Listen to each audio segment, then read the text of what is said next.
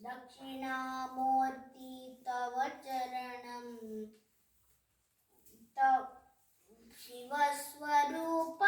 तव चरणं ऋषिमुनिवन्दित तव चरणं ब्रह्मज्ञानी तव चरणं ज्ञानस्वरूपा तव चरणं ज्ञानदायक तव चरणं मुनिसंकेत तव चरणं ब्रह्म सत्य तव चरणं जगत्साक्षी तव चरणं आत्मज्ञानी तव चरणं सच्चिदानंद तव चरणं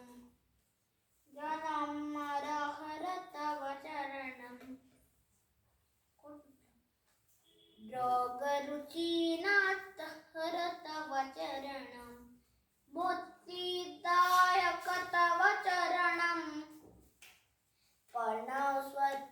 मोक्षप्रदायक तव चरणं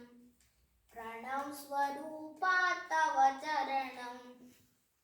सुधा ज्ञान तव चरणं निर्मला